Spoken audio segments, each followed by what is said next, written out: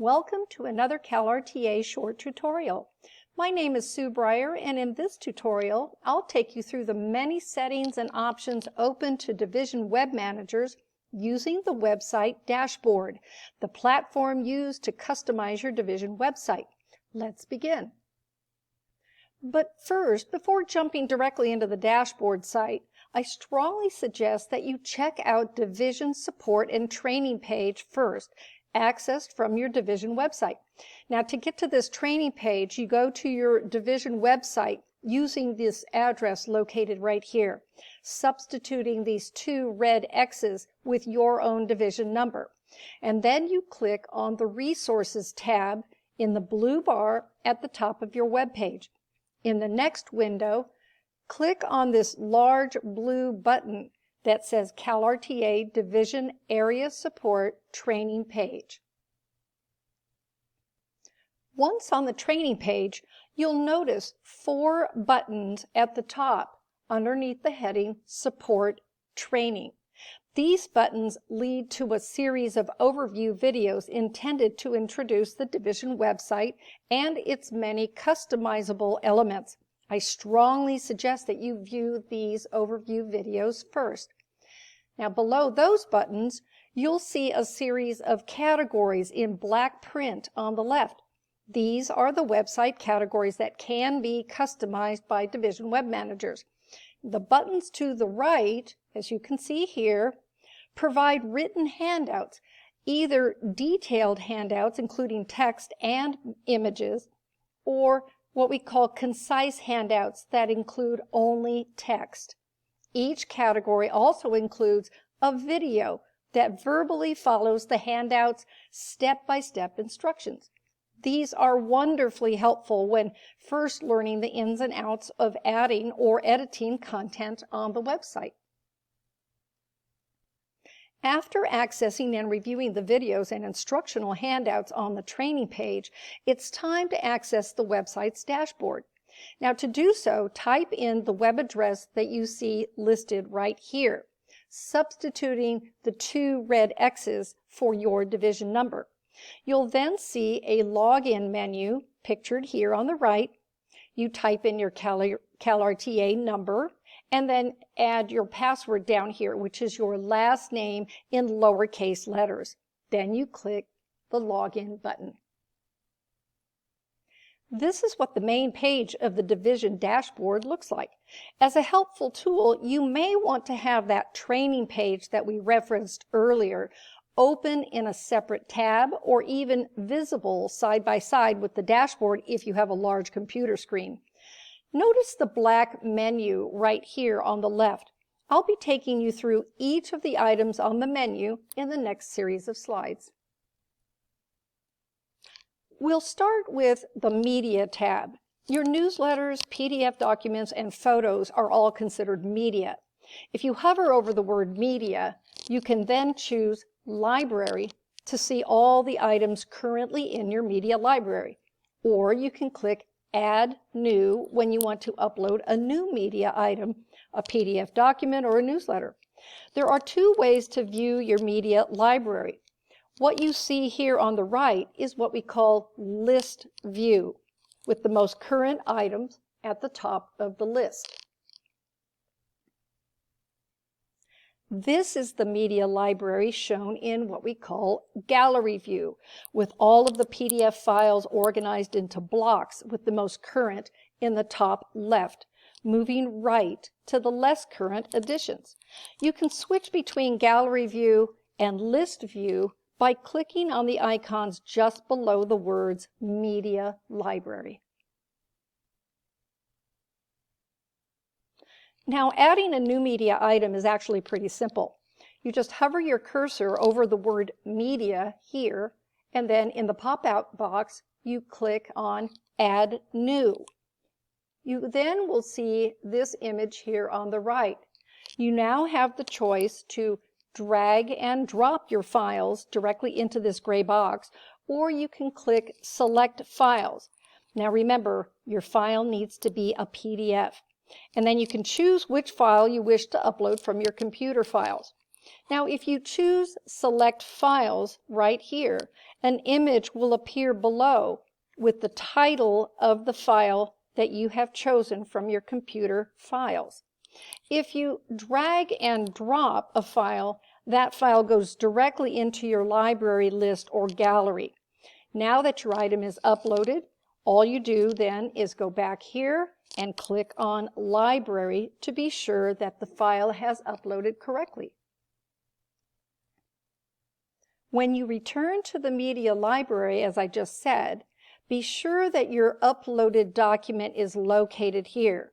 You click on this document then to edit and place it into a category. When you click on the file in your library, as I showed you on the previous screen, this is what you're going to see. So you first start by giving your file a title, if you haven't already done so, or you can edit the one that already shows. Second, you need to choose which category you want the file to go into, and then you check the box next to that category. But be sure to uncheck the uncategorized box. That's all you need to do. Now you click on the X in the upper right-hand corner to exit this page. You should then visit your site to see that the file is actually showing up in the correct place. To do so, you hover your cursor just under your division's name on the left side of the black bar, and then you click Visit Site. Click on the category where you placed your file to be sure that it's there. If you wish to delete an item in your library, open the file just as we did before and click the Delete Permanently link in the lower right-hand corner, and then click OK when you see the drop-down box at the top of your page. Now let's return to the black menu bar and look at what we call the Events tab. Now when you hover your cursor over the word Events, an additional menu appears. Events up at the top shows you all scheduled events with the most recent event listed first. Add Event is where you add a new or upcoming event. Locations is where you can see all of the event locations that you have previously added, including the names of the location and their addresses. And finally, Recurring Events is a new feature that has recently been added and requires permission from our IT director, Ron Scott. We will cover each of these items in the next few slides. So first off, when you click on the word Events in that black menu that I just showed you, you will see an image like this with all of the events that you've already scheduled. You can see the event name in blue, which is an active link, the location, if there is one, and the date and the time of the event.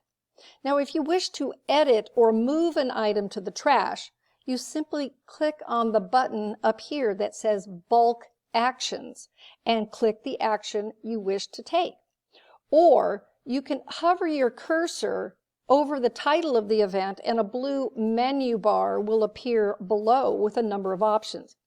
Now, if you wish to add an event, click the Add Event link at the top of the page next to the word Events. So let's quickly go through the steps of adding an event.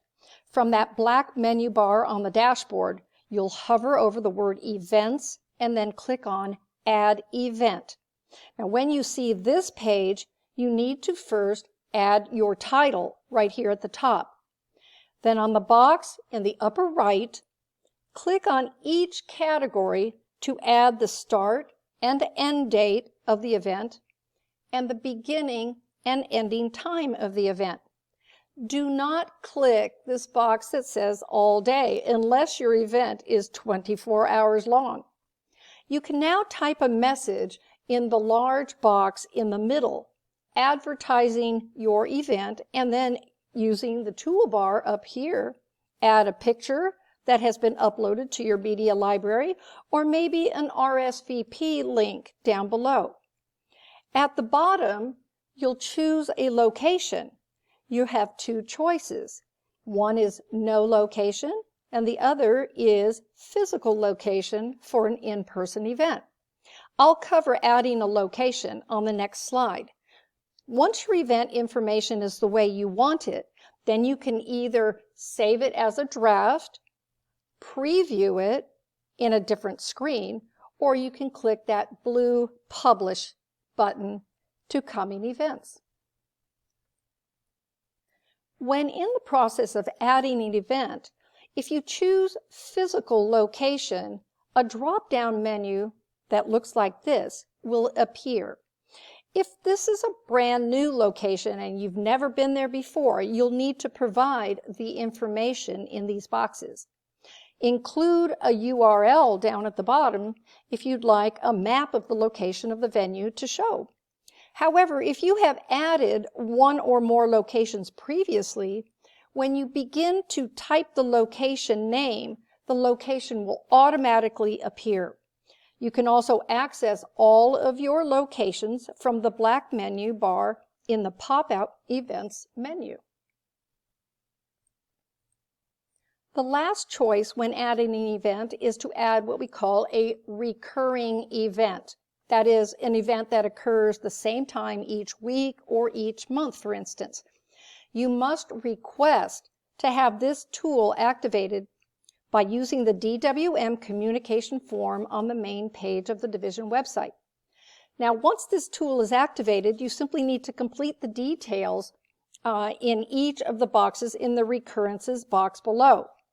The event start and end times right here. You can ignore the time zone. Then you use the drop-down menus to indicate the details of the recurrence. Be sure that this sentence right here is accurate in reflecting the recurrence details. Then choose the beginning and ending dates for the recurring events right here, and the total time of the span of events. Keep it at 0 unless it is an overnight event. Finally, go over to the right and click that Publish button to activate this recurring event. The final items on the dashboard black menu is the addition of URLs or links to photos, resources, scholarships, advocacy, and the updates pages. When you add a URL, the items will appear in a list with the most recently added item at the top. The process for adding a URL to any of these pages is the same. To add a URL, say, for photos in the CalRTA Flickr site, first click on Add URL to the Photos page on the black dashboard menu. Then you locate the website, in this case the CalRTA Flickr's album, and copy the URL from the top of the website page.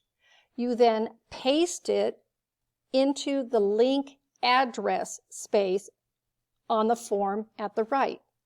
In the link description section, give your link a short title that reflects the content of the link.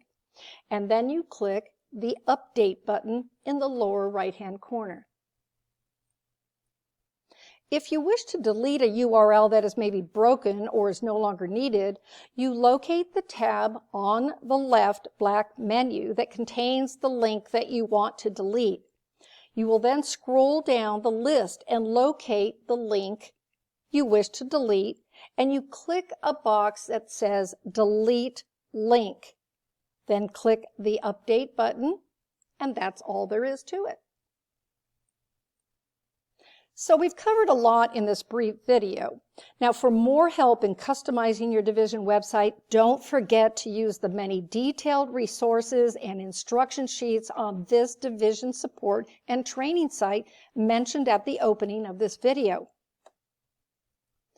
Thank you so much for joining me for today's tutorial. If you have any questions, please feel free to contact a CTC specialist at questionsforcalrta@gmail.com. I hope you'll join me again soon.